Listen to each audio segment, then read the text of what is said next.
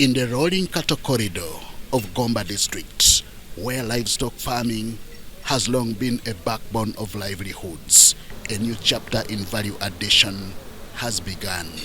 The commissioning of the meat and bean processing facility is expected to create a reliable market for farmers while shifting Uganda from exporting raw produce to processing it locally. To sustain production, the factory will also require nearly 39,000 head of cattle every year, a demand expected to encourage farmers to increase both livestock numbers and quality. As has been briefed during the tour, this modern abattoir will ensure that meat is processed under the internationally recognized hygiene and quality standards, enhancing food safety and public health. It will also improve efficiency in the beef value chain and strengthen consumer confidence in locally processed products. For the National Enterprise Corporation, the facility is more than a processing plant.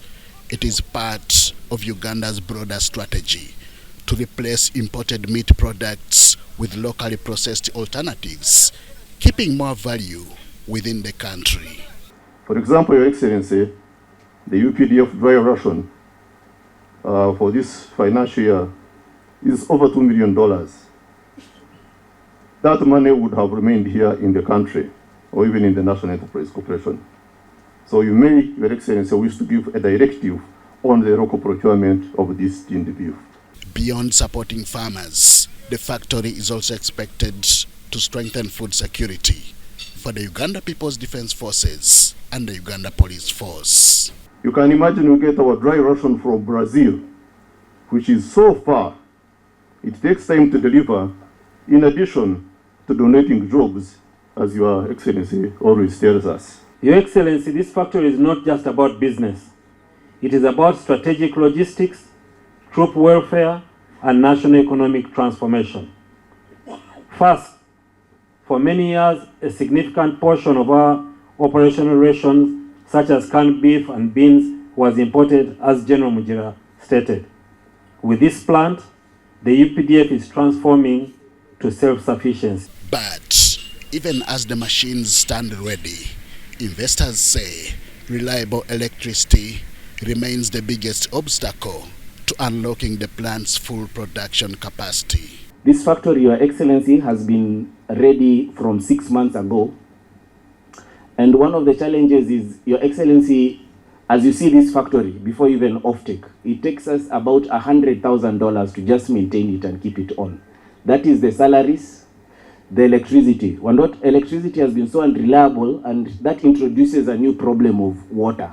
That concern drew an immediate response from President Museveni, who pledged government action to ensure stable power and create an environment where industries can thrive. The head of the factories, which is the Minister of Industries, fed by the Minister of Investments, the one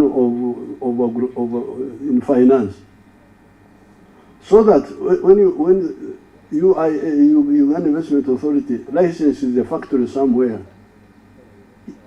immediately you start working to back it up with the necessary things. The president says Uganda's journey to a $500 billion economy will depend on expanding value addition, supporting investors, and turning the country's agricultural potential into finished products. The stimulus to make us do so is the market. Once I am sure about the market, I can mobilize the Ugandans produce, and the economics is correct, because what we need to determine is who are the source of the raw materials. The small farmers, like in the case of coffee and dairy, or the big farmers. Decide between intensive farming versus extensive farming.